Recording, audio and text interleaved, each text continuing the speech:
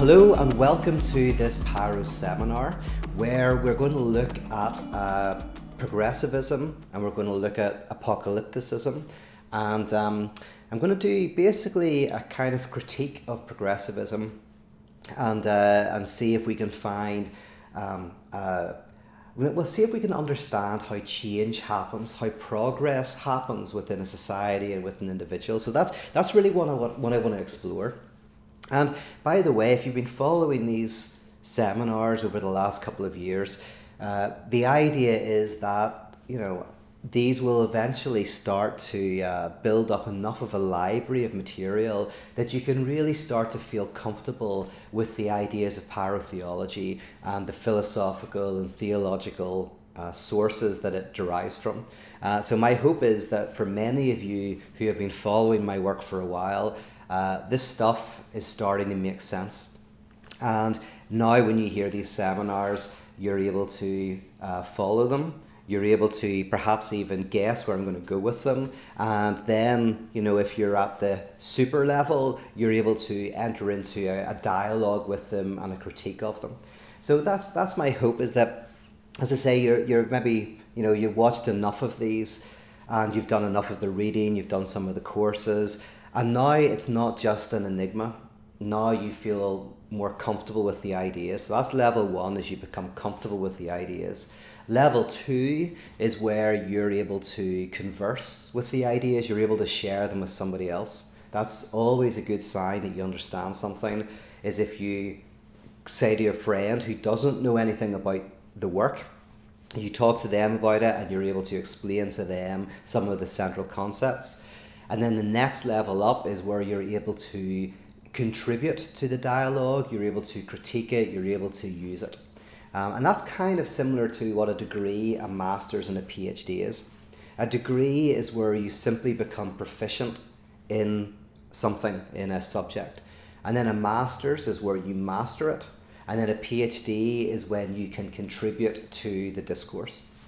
And, in a way, that's what I'm trying to do. I was initially writing books and doing one-off seminars.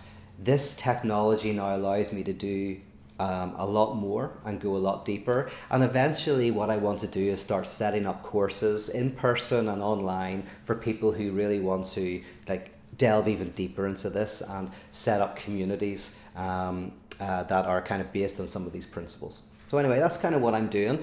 I don't know, this is we're in the 30s now in terms of how many seminars there are. And this one is kind of going to try to apply some of the ideas that I've been exploring recently to the area of politics and to the area of change. So to begin with, I want to define progressivism. And before I do that, I'm going to turn off my air conditioner so that there's no hum in the background. Give me 1 second.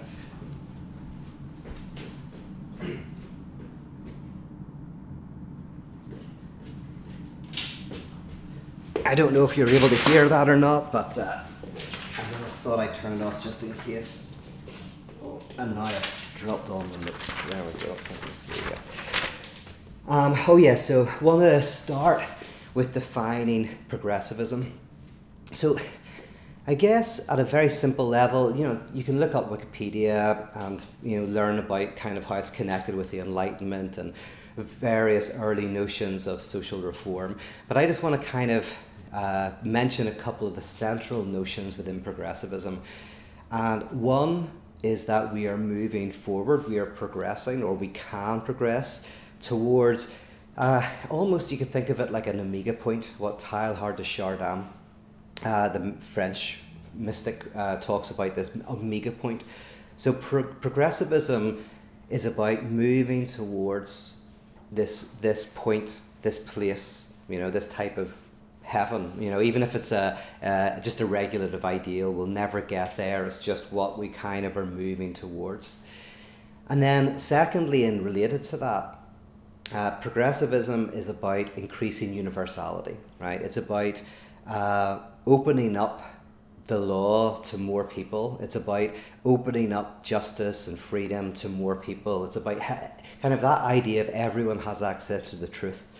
There is not one, so in the religious terms, the notion of universalism is that everyone has access to the truth, right? There's not one small group that has it and then everybody else who doesn't. Everyone has that potential of encountering the truth, and then the idea is to kind of like, as you progress, to have more and more people who have access to that. It's kind of similar in the sense of like society moves forward so that more and more people have access to basic rights, where poverty begins to diminish, where people have more access to justice, where people are equal under the law, etc., etc. So progressivism is a type of, movement of social reform that is constantly kind of aiming towards a kind of society of equity and freedom and equality. Now, if you want to contrast progressivism, one way to contrast it is with fundamentalist apocalypticism, right? So fundamentalist apocalypticism is kind of different. Within that kind of world, there's a notion that there is an inherent death drive within society, within the world, that is always going to ultimately move towards destruction. And therefore, any social reforms fall into basically one of three buckets, right? They either make a small but relatively insignificant change, they don't do anything at all, or they do something negative even though they intend to do something good. And in fundamentalist apocalypticism, basically this death drive or this sin, this void within reality, within social life, will ultimately end the world. There's nothing you can do about it. It's ultimately, there's this deadlock that's going to destroy everything. And then there's going to be a new world formed after that. So there's, progressivism, it's about social reform, gradually over time moving towards an omega point. And apocalypticism, in the religious sense, is there's a fundamental deadlock in reality that cannot be overcome, that will eventually lead to the destruction of the world, and then a supernatural reconfiguration of the world into kind of like a heavenly realm. Now, in true dialectical form, if you've been following my work, one of the tricks of dialectics is you discover that when you're presented with two options like this, right, the usual option you take is the better one, right? Or you try to kind of amalgamate the two in some way. But dialectics generally moves towards the negative one, right? Dialectics sees the truth in the wrong choice. So dialectics is this constant wrong choice for the right reasons. And I won't get into the reasons for that, but I'm just going to, we're going to demonstrate it in a way. And I'm going to say, right, whenever you're presented with progressivism and apocalypticism, choose apocalypticism. Right. There's something in apocalypticism that is deeply true, and I want to kind of get at that and look at it, and then we're going to see maybe how apocalypticism actually can help us understand how real change can occur. So to do that, I want to delve a little bit deeper into the critique that apocalypticists have of progressive politics and progressive social reform. And I was thinking about this morning. I thought, okay, I'm going to give you a few examples, and all of these are difficult examples, so I'm going to give you about 5, right? And some of them are more difficult than others, but that's exactly why I want to give you them. I want to give you these examples so that you can begin to feel what the critique of progressivism is, and then we're going to kind of see what we can do with that. So a very simple one to start with, which isn't very controversial, is Edward Bernays, who was the nephew of Sigmund Freud, came to America, I guess it was around the 1920s, don't quote me on that, and he became the founding father of public relations, really the founding father of marketing and advertising, kind of Western propaganda, of corporate propaganda, right? And he's a fascinating character. He tried to get Freud to come over. Freud wanted nothing to do with that kind of stuff. In fact, would have been dead set against it, even though he could have made a fortune with it. But Edward Bernays seemed to be pretty obsessed with his uncle, and tried to take some of those ideas and use them for corporations to sell products. And one of the things that he did, which is interesting, is he found a way to double the sales of, or significantly increase the sales of cigarettes. And how he did that was by making smoking a feminist issue, right? So I guess at the time, mostly it was just guys who smoked. And maybe it was seen as dirty and a lot of women didn't smoke. And so Edward Bernays, he's sitting there with tobacco companies and he's going, right, okay, well, how do we increase the number of smokers in the world? And so he directly connected it with, as I say, a feminist issue, strength and freedom, independence, etc. And therefore, dramatically increased smoking and made smoking among women very socially acceptable, and not even just socially acceptable, something that was an act of protest, something that was an act of independence, an expression of your independence and your subjectivity. So it's a difficult one, right? Because in one sense you go, yeah, everyone should be free to smoke. Nobody should be shamed for smoking. But at the other side, you're going, oh yeah, now more people are doing something unhealthy, right? It's like, okay, right, that's a difficult nut to crack, because you don't want to say, oh no, women shouldn't smoke, right? But you also go like, smoking's you're moving in the right direction, but there's a weird kind of failure in the success. It's not that it's wrong to smoke, and everybody should be free to smoke, but weirdly it was caught up in something destructive. It was actually being used in order to sell more tobacco products, get more people addicted to cigarettes, and causing the illnesses and causing deaths, right? So that's kind of one example of social progress, just in a very simple thing, right? That doesn't, there's an element to it that's underneath, that you kind of start to go, okay, that's progress, but also there's something not quite working in it. By the way, similar thing happened with alcohol in the UK. I remember when there was stuff coming out about how men would get drunk more when they were out at weekends and would drink a lot more alcohol than women. And this was again seen as kind of like an issue of men felt less inhibition to drink, and it was more socially acceptable for them to get drunk and be loud and obnoxious, etc., etc. And so the answer was to encourage, women to also be, drink as much as they want. And again, you go, yeah, that's great, fantastic, but there's something. It's almost like you're moving in the wrong direction in the right way. Now to get some more controversial ones. What else did I look at? Oh yeah, the workforce, right? Women in the workforce. Now, women have always worked, right? Working class women have always been working and been exploited just like working class men, right? But after the Second World War, there's a real problem because so many men had been killed or were like brutally wounded and weren't able to work. And so what in the UK could be done in light of this? And it was to encourage, of course, middle class women into the workplace. Again, this is great. Everybody should be able to work. Everybody should be able to work in factories, all of that. However, again, the underlying thing is, oh, right, that's great. That's a universalism. That's social reform. Everyone has the right to work in the factories. And then at the same time going, okay, but there's something like, there's something about the direction that it's going that feels weird as well, right? And that's difficult to talk about. Again, these are the elements that kind of a religious apocalypticist kind of begins to feel.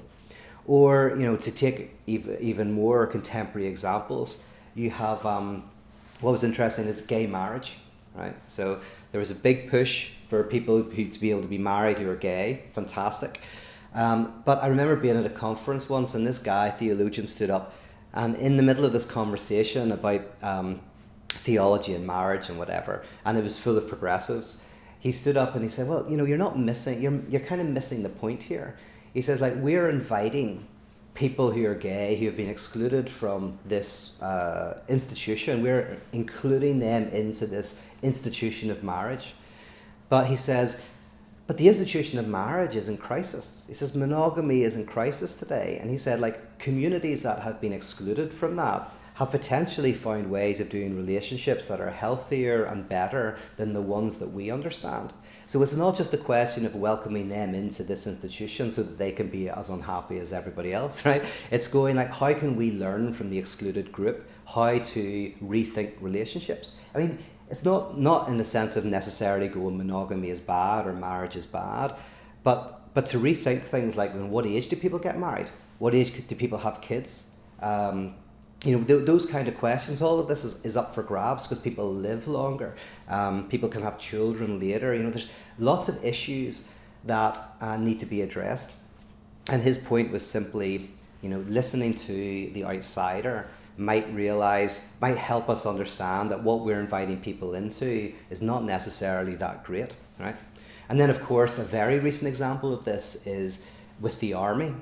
And LGBT plus people who are now being brought into the army. It was interesting that within the liberal and progressive community, there was a real celebration of this. And again, of course, it's understandable. You go like, okay, if you're trans, you should be able to enter the army like anybody else. But again, it's like, oh my goodness, it was interesting that progressives became very pro the military, whenever you'd think that was not usually the case. And maybe the answer is actually to let less and less people into the military, right? In fact, I know someone who's very high up in the British military, and a friend of mine was talking to him, and they were talking about kind of women in the military. And he was a very, very high up military guy, and when the discussion was happening, my friend, she was asking, she said, well, is this a change because of like social dynamics and within contemporary society? And he was like, well, no, not really. He said, the issue, he says, is that less and less people are enrolling to the military. And so we are opening the doors to more people because, you need more people. So again, although it can be seen as social reform, there is behind it a very cynical reason in many ways, which is, get more people in. Now, all of these examples are kind of examples of which it's not easy to say, it's right or wrong. Of course it's right that people should be able to get married, right? Whoever wants to get married, right? Of course it should be right that people can smoke or drink or anything like that, right?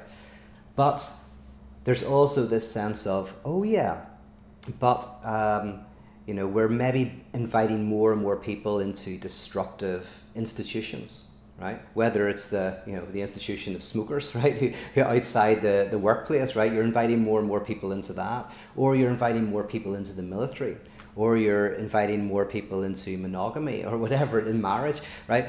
The larger question might be, oh yes, but is there something about those institutions themselves that are inherently destructive? And that's kind of the death drive. That's the kind of notion that I see this. I was at a pride parade recently, and it was in West Hollywood, and all of the shops all have the rainbow flag in them, which is great. But of course it's great. It's like, because that's you want to sell to as many people as you can. So you put up your rainbow flag, you say you're welcome here, and of course you're welcome here because then you can spend money in the shop, right? So this question, I want to call this the cunning of the devil, right? Because Hegel has this notion called the cunning of reason. And the cunning of reason basically means that you are maybe acting purely in your own self-interest, right, in life. And you're just looking after you selfishly, you want the best for yourself. But then, weirdly, everybody's acting in their own self-interest and all that. But through all of that self-interest, positive things happen for everybody else. And kind of the idea is that the cunning of reason is that reason flows. It continues to flow and move forward, even with unreasonable people. An easier way to understand it is probably Adam Smith's The Invisible Hand of the Market. For Smith, the invisible hand of the market is partly this notion that you selfishly just want to get rich. So you develop a widget, and you just develop the widget to get rich, but perhaps that widget saves people's lives. It's a widget that's actually very, very useful and very good, enriches people's lives, or is a piece of medical technology that extends people's lives, whatever it is, right? The cunning of the invisible hand of the market is all these people who are acting selfishly can produce things that are useful for everybody. So the cunning of reason is this, like, it's behind your back. You don't realize it's happening. And then within capitalism, the invisible hand of the market is that, in a sense, you're acting for your self-interest, but it's increasing the capital in general. The cunning of the devil is like, you want to do some sort of social reform and you're doing something very, very good, but there's a dimension of the devil at work, right? Just getting more and more people smoking, more and more people into factories, more and more people into the military, right? So it's no matter how much good you do, something damaging results. And that's a really interesting insight. And I guess, again, like this morning for this seminar, I was just thinking about examples, and those were like 5 that came into mind, but you could probably think of another 5 or 10 without any trouble at all. And it's even with things like making changes within tax, right? You can change a tax issue for the good, but because it's such a complicated issue, it can generate problems that you cannot foresee, that you could not have seen, right? And this is a very conservative suspicion that often you try to do something that's good and you'll end up doing something even worse. So with it, for a conservative person, just even in a personality conservative person, someone who's just naturally quite conservative, they will be suspicious of making changes. They'll more look back and go, right, okay, that was better before this, right? But it's also actually on the left, there is a version of this very different, and I think a better version, which is, how did I describe it?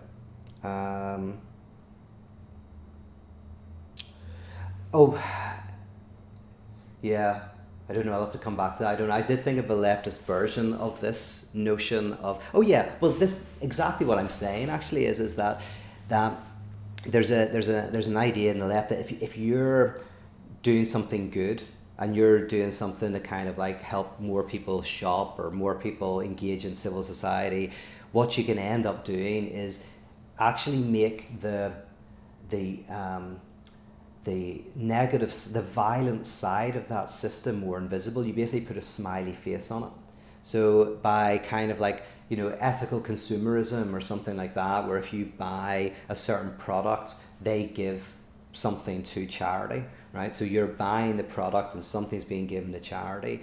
That can potentially, for someone on the left, that can hide the violence of this consumerist system itself, like how this was made, this product was made, where it was made, the environmental problems that arise from the making of that product, and then another product which is then given to someone else, and they're potentially given to people who are being damaged precisely by the creation of these products, right, in general, right? So, but by having this, buy one, get one given to the poor, then what you've done is you're actually continuing a system of oppression by covering over the violent dimension of it, right? So that's kind of what I'm talking about here, is that there's a certain sense in which we can try to, I suppose the saying is you can win the battle and lose the war, right? And that's what we're talking about here. There's lots of battles, and the problem isn't the battle. The problem is whether the battles are helping us avoid winning the war, right? Okay, so I hope that kind of is clear, that, and I'm just talking about religious apocalypticists, whether or not they can express this. Their concern is that there is this fundamental antagonism in society and in the world. Anything we do to try to fix it, to try to make it better, yes, might make things a little bit better, or doesn't do anything at all, or does something bad. But the cunning of the devil, right? The cunning of this thing is that eventually it's all going to blow up. It's all going to go wrong. And the only answer is that in the next life, a new world is going to be created, a new earth is going to be formed, a new heaven, and that will be similar to the omega point of progressivism. So in a way, they both join together in that notion. Whereas the progressive thinks that small changes, small social reforms, gradually over time, generate a better and a better society. Okay. So what do we do with apocalypticism then? And what do we do with this the fascination with destruction that is within apocalypticism. Oh, by the way, this is the question for religious people. The question has always been, is Jesus a progressive or an apocalypticist, right? And so progressives, when they read Jesus, they see in Jesus a social reformer who is gradually moving towards the betterment of society. And then the apocalypticists see Jesus as a figure who is saying kind of like, no, the world is going to end, right? Let's be nice to people, and let's look after each other. But ultimately, we've got to set up a little community, and everything's going to pot. And I'd be honest with you, like, I think the apocalypticists are closer to the truth. So Schweitzer was one of the most famous theologians for showing that Jesus was an apocalyptic thinker. In other words, a thinker of the end of the world and the beginning of a new world. And then someone like Thomas Altizer, who gave his entire life to exploring the apocalyptic dimension of the Bible and of Christ. So again, this is why I'm going, like, it's funny to me, whichever you are, a progressive or apocalypticist, you'll generally see Jesus as that. But I think it is quite hard to see Jesus as anything but a type of apocalyptic thinker. But I think this is a good thing. So what I want to do is basically my critique of religious apocalypticism is it's not apocalyptic enough. It doesn't go far enough. And by that, what I mean is the religious apocalyptic thinker does believe that worlds come to an end, right? But then they fantasize a new world without antagonism, without the death drive, without the deadlock, right? On the other side of the apocalypse, which means the destruction of everything and a new world that we cannot imagine, like on the other side of the apocalypse, there is this unimaginable world of peace and prosperity. And that means they're giving themselves over to this notion of a non-antagonistic dimension of reality. What I want to argue is that, and I've looked at this in some of the other courses, the tyranny of oneness really looks at this, but that actually apocalypses happen. There's lots of apocalypses. Actually, there's apocalypses have happened on the earth in terms of like vast destructive events that then create something radically new. But even in our social history, an apocalyptic event is an event in which a society is reconfigured dramatically in its economic, cultural, and political dimensions, and something new arises, fundamentally different. So within Marxism, these are called modes of production. The world goes through different modes of production. The modes of production include slavery, the Asiatic mode of production, the feudalist mode of production, the capitalist mode of production, and then two that haven't happened, the socialist mode of production and the communist mode of production, right? So this notion is that there are these, I forget what you call it in biology or geography, but there are these cataclysmic events that happen. And in the aftermath of those cataclysmic events, everything has changed. And so one of them, of course, is the death of the dinosaurs, if it was a meteorite or whatever, right? That was a cataclysmic event, an apocalyptic event. But it didn't mean the end of the world, it meant the end of a world, right?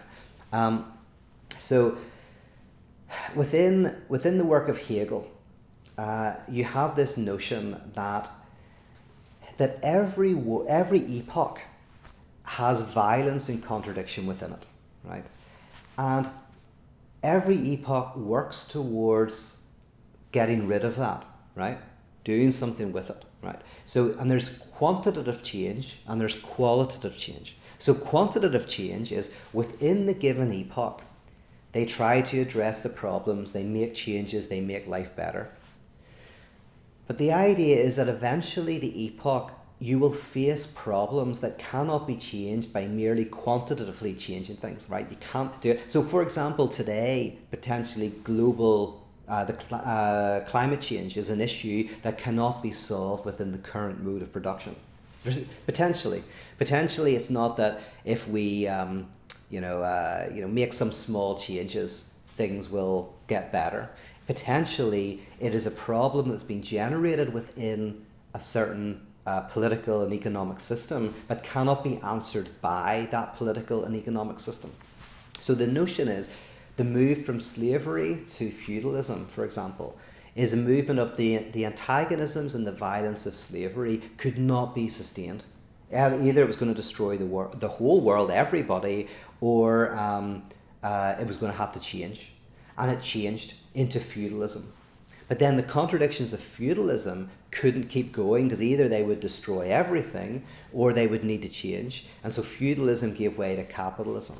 And then capitalism's doing its thing, but potentially generates contradictions within it that cannot be addressed by it, that potentially will lead to the destruction of everything. And therefore, there has to be a qualitative change, right?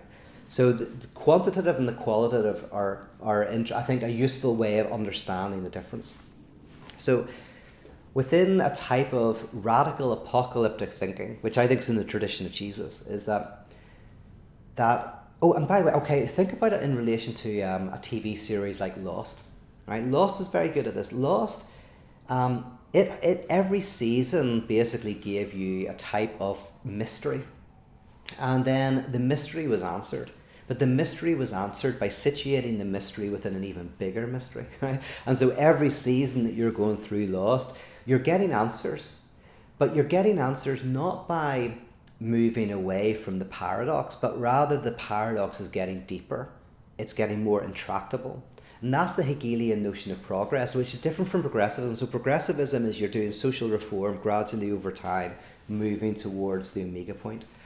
Within apocalyptic thinking, what you're doing is you can't imagine, because with progressivism then you have this notion of kind of where you're going. You can see the arc and you can see what's the right side of history. So you'll see this phrase, the right side of history, that's often used in progressivism.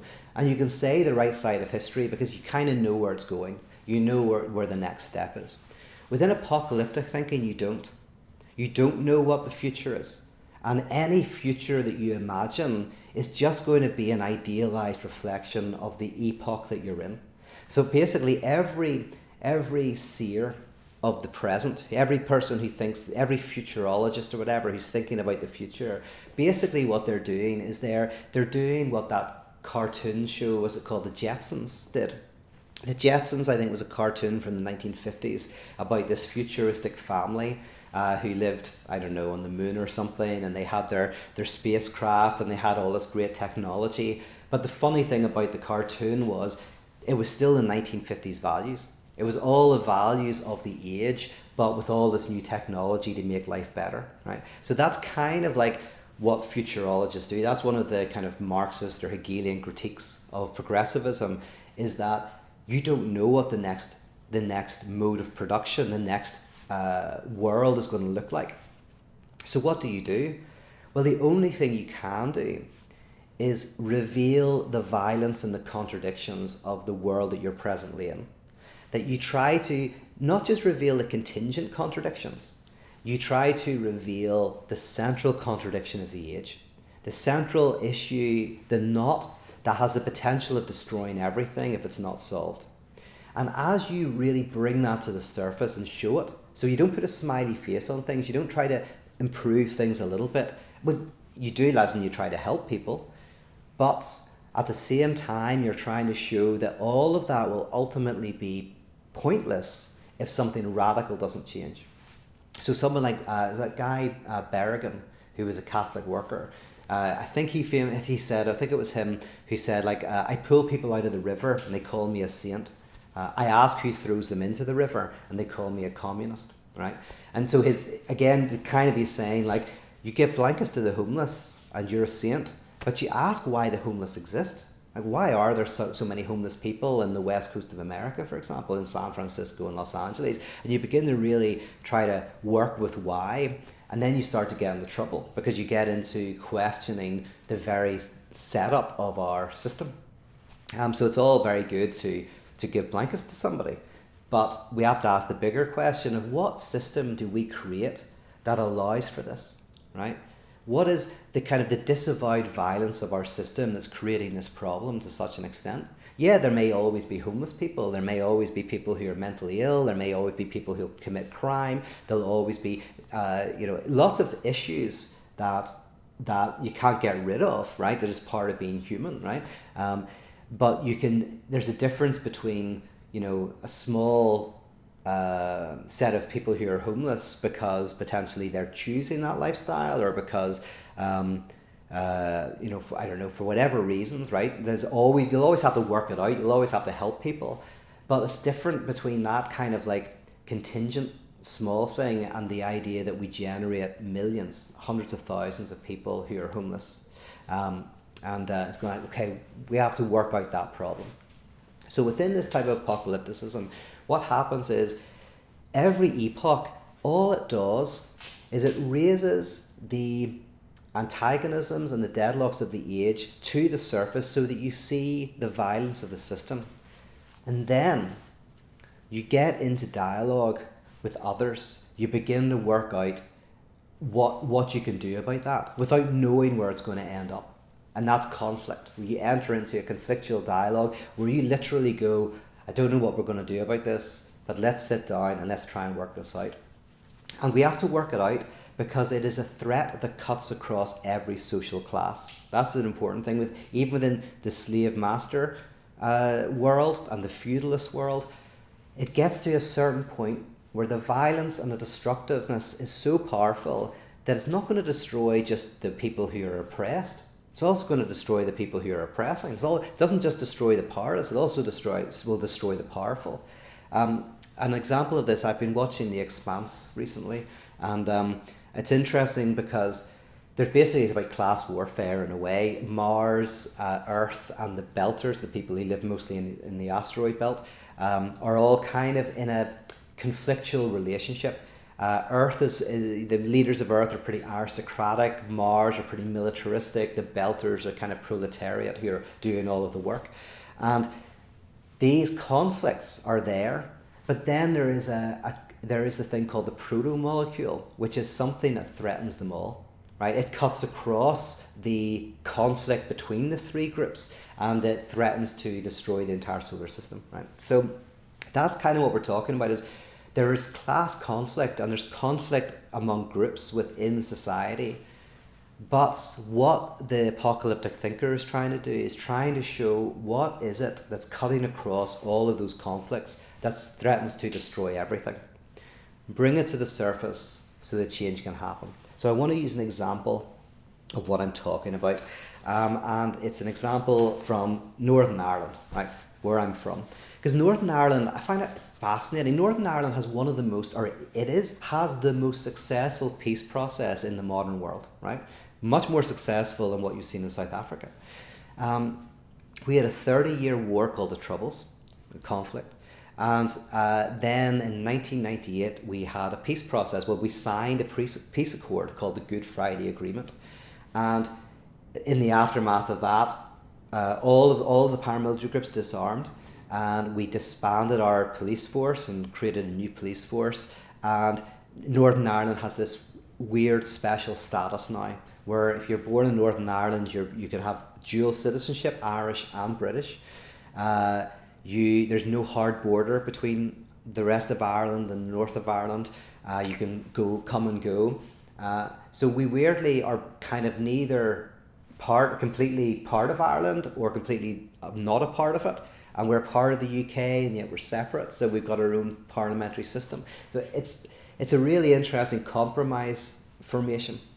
But what happened is the violence was getting so bad over 30 years that it just threatened to destroy everything, right? It was affecting everybody's lives. Everybody was being negatively impacted. And eventually it got so bad that everybody, all the main parties, the main paramilitary groups, the IRA, the UDA, UVF, and the main governmental bodies, the political groups within Northern Ireland, the DUP, Sinn Féin, SDLP, PUP, and the British government and the Irish government all came together and said, we have to figure this out. And America was involved as well. It was like, Clinton, was an important part of this. And there was a massive sit down. There was a peace agreement, and the paramilitaries had a ceasefire, and we created the Good Friday Agreement. And the Good Friday Agreement is this fascinating compromise. It was an apocalypse, right? It was either going to destroy us all, or we had to figure out a way forward, and we didn't know what it would look like. And it ended up being very dramatic. And it created Northern Ireland, which is still, it's nothing that's perfect, right? But the peace process is held, and Northern Ireland has really become a very strong place. It's a beautiful place, and it found a way to, not just make small changes, but to radically rethink the status of Northern Ireland, to radically rethink it in a way that everybody accepted. And in fact, that now we're facing this potentially again, where Northern Ireland will become another great example of a weird place of a compromise, something very, very different. Because with Brexit, Northern Ireland could become a special status place where we're part of the EU and we're part of the UK, right? Just as we're part of Ireland and we're part of Britain. So Northern Ireland continues to be this fascinating place of the bringing together of contradictions. And the difference between progressivism and apocalypticism in this is progressivism is seeing progress into the future. Apocalypticism just sees the contradiction and the violence, just brings it to the surface and attempts to allow it to speak and to generate a new possibility. But the apocalypticists, when they look back in history, they see progress. So progress is retroactively seen.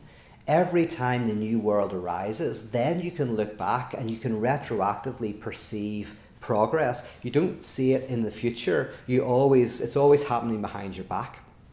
So if you survive the apocalypse, you look back and you go, oh, this had to arise out of that in order for us to continue to develop.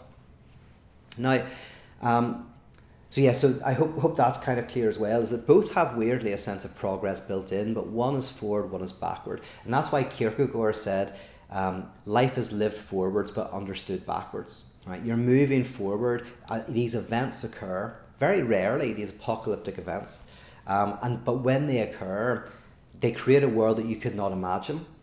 And you shouldn't try to imagine it, because when you try to imagine it, I say you just imagine an idealized version of your present values.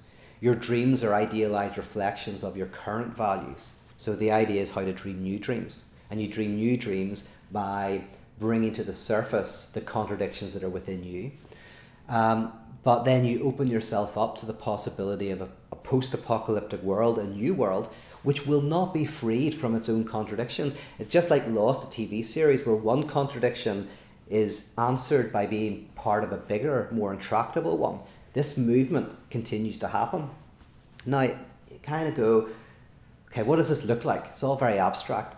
And what does progress, or what does a good society look like? Well, one area in which we've done this, and there's lots of areas, the sciences, there's lots of examples of it, and I've talked about that in other places.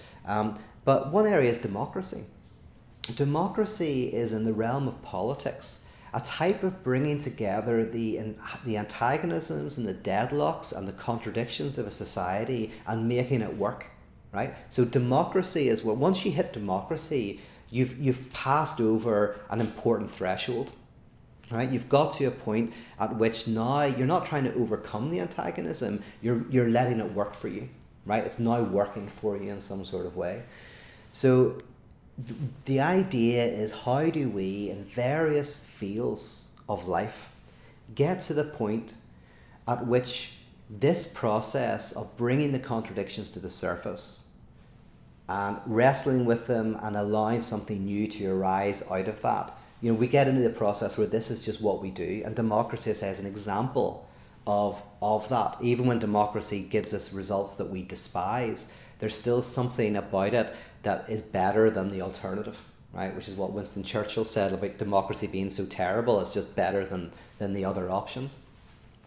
This is, of course, similar to psychoanalysis, where it's like, and I call this grace, the theology calls it grace, where it's not that you have to do anything, make progress. You simply have to bring all of the truth that you've repressed up to the surface. You see it, you see the truth of your contradictions and your internal fights. You're not at oneness with yourself. And in bringing it to the surface, that very act is transformative. And in the Bible, you have that verse, you shall know the truth and the truth shall set you free, right? You come to know the truth, your truth as an individual, or the truth of the society. And as that truth becomes known, as it comes into the light of day, it begins to bring freedom and change, and you can find a way to move forward.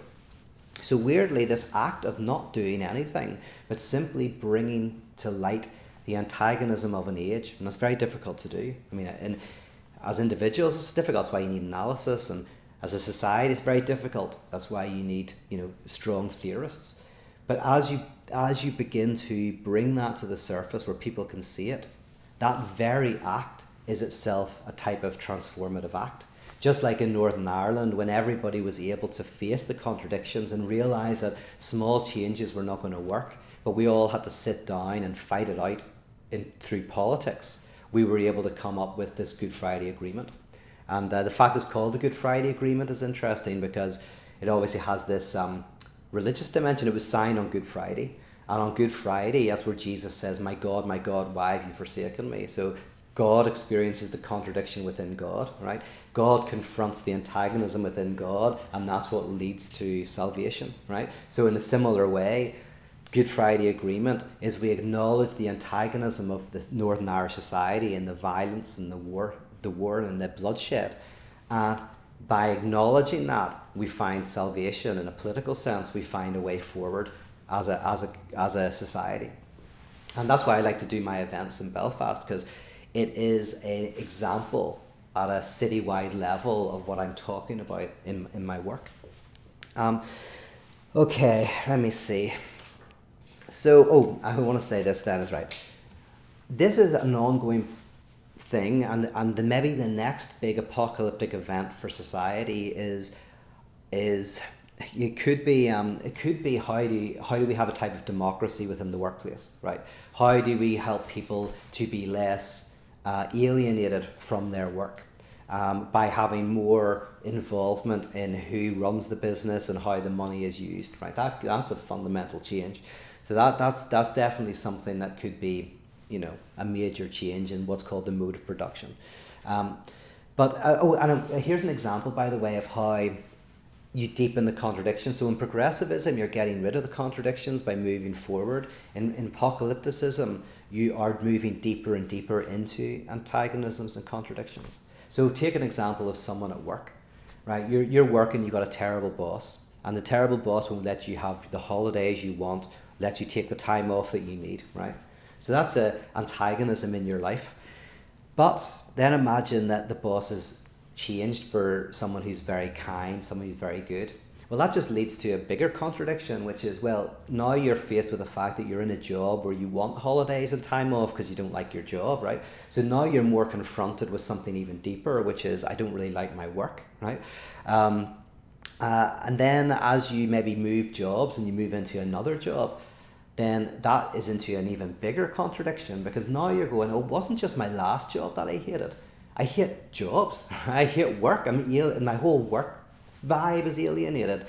And then that can lead to the next stage where you find a job maybe where you start to do something that you truly value, that you truly love, that where you make money from it, right? You're directly involved in the creation of a product, in the giving it out, etc., etc. And then you hit a fundamental contradiction, which is, well, even that's difficult, right? But then the trick is you move to a different point. At this point, you go, oh yeah, having a job that I love is still antagonistic. It's still difficult because I still want to sit around and relax and not do anything, right? I still want to read books and sit by the ocean. But you realize that if you just had that would be even worse. So therefore you discover a way of reconciling the fact of having work that you love, but realizing that work is tough, but also realizing that the toughness is what makes it good. Kant has a little story that I adapted and made into a parable about a bird, that a dove that would look into the sky and watch all her other friends flying, but she would never fly herself. And eventually one of her friends says, like, why do you never fly? And she says, well, it's because I'm imagining how high I could fly and how fast if only the wind didn't exist with all its resistances and pulls. Because the little dove was looking at how this air was causing resistance to her friends. They couldn't fly as high as they would want. They couldn't fly as fast as they would want. They're exhausted when they land, right? But she didn't realize that it was the wind with all of its resistances and pulls that allowed the birds to fly in the first place. So that's the realization where the things come together. At first you're going, if only I had a better boss, I'd be happier with my work, right? Then you get the better boss, you go, no, I don't like my work. So that's a bigger contradiction. And then the next one is like, I don't like work in general in the world, right? And then you go to doing something yourself, becoming a kind of artisan. And then at that point, maybe you go, oh, work is difficult in and of itself, but this type of work is, the difficulty is also the reward. You reconcile the two, and you're in a better place. And okay, to conclude, because I've been talking for a long time, I'll say this in relation to how do we live it now, because I'm saying that I think this is a good way of thinking about how change happens in society. And even because we're hit New Year's Eve in a couple of days, we're thinking about New Year's resolutions. New Year's resolutions we can often think about in terms of progressives, like moving forward, making small changes in our lives that will improve our lives. But an apocalyptic type of New Year's Eve is where you simply look at the antagonisms of your life in the past year. And you don't think so much about what you're going to change this year. You look more at the struggles that you've had, you bring them to the surface, you feel them, right? You bring them into the light of day. And if you're able to do that, you'll probably enter into the new year a slightly better person, right? And slightly healthier. So that's the difference between the progressive and the apocalypticist on New Year's Eve. But this is something we will never, probably in our lifetime, see the next iteration of this, what it looks like, or even if we get there. Maybe different parts of society over time are, I think, embracing the antagonisms. I think it's happening within the sciences, within philosophy, within democracy, whatever, right? But there's lots of areas that hasn't hit. But the whole point of parotheology is that you can live this experience now in community. You can have communities of grace in which you are able to face these antagonisms and these conflicts that are within you, that are within your community, and are within the wider world. You can allow them to breathe, to come into existence, and even if the world is not changing around you, that small community you're in, you are freed from this attempt to escape the antagonism. You're free from this kind of like a notion of always trying to improve. And you're free to see your own antagonisms and the conflicts of, say, the community you're in, the wider society. And that very experience, done within parotheological communities, is enough to bring healing, salvation to you and to the community. And enough of those communities can have a wider impact on the wider world. And that's why I do what I do, because I think that if we could set up hundreds of these communities across the country, that can have a real impact on people's individual lives, but it can also have an impact on the wider political life. It can show people an alternative. Because potentially the negative side of progressivism is that it needs a scapegoat. It tries to get rid of the antagonisms, it tries to see this progress. So what it does is it either puts a smiley face on oppressive systems, and when that's not working, it finds someone to blame for things not being right. Whereas apocalypticism, it avoids scapegoating, because the idea is even if there are real difficult people in the world and things to overcome, but it says, but there's no ultimate overcoming, right? There's this movement of just showing the violence of the system, and that can provide enough transformation. And then secondly, what was I going to say about apocalypticism? It's different from progressivism. Scapegoating and well, I guess the other thing which I did say already is that you don't patronize the other, because whenever you know where it's all going, then even if you love your enemy, you patronize them. You're like, oh, you haven't quite seen where we're going yet. But in the apocalypticism, you go like, no, I don't know where we're going either. Like, we're all in the dark here. My job is not to see the future, but to see the present. That's the real difficult thing, is how do I see the present? How do I see the underlying damages that are being done? How can I help us all see that? And then together, when we see that this thing is threatening us all, just like the proto-molecule in the expanse, this thing is threatening us all, then we can band together and create the next world, the new world. So it's like an ongoing apocalypticism that eventually, I guess, the best society is a society that can kind of have a natural process of doing that, of bringing up the antagonisms, of looking at them, of making peace with them. I'm just going to look to see if there are any questions on the live video, and then we'll finish. I think there's one here from Seamus. Hello, Seamus. From the north of Ireland. No way. It's handy to have dualisms. Watching from the north of Ireland and enjoy. So sorry. I'm just reading something. Sometimes it's hard to get the thing. So you're saying, Seamus, hi, Peter. Seamus from the north of Ireland or James from East Belfast? Yes. Okay. Yes, I get what you're saying now. Sorry. Depending on which part you're from is what you're called. Very good. I actually, by the way, didn't know I had anyone listening from Northern Ireland. That's really great. That's fantastic. It's handy to have dualisms. Watching from the north of Ireland and enjoyed the analogy of the troubles in the presentation. Thank you. I appreciate it. As I say, I'm really happy that someone from Northern Ireland is listening. And Seamus goes on to say, just one thing of interest to me was even though the peace process exists, it's built on a lot of untruths and constructive ambiguity in order to exist. That's a good point. And I don't know if you agree with me or not, Seamus. It's like the big thing that I want to do whenever I'm talking about examples is I don't want to paint a picture of like, and when it's a successful thing, it's all candy floss for everybody, and everything's going to be great. The funny thing is, whenever something works, it still doesn't mean that it's incredibly difficult. And like Northern Ireland, as you know, has lots of difficulties and lots of problems still to address. And actually, sometimes that's the problem: is when we theorize or fantasize a solution, we fantasize something where we're all free and we're all going to be amazing. I heard somebody give the example of like, if you've wanted to write a great book and eventually you find freedom economically to be able to write a great book, you might find that you're a terrible writer. So you kind of got the freedom to write a book, but you're actually not a very good writer.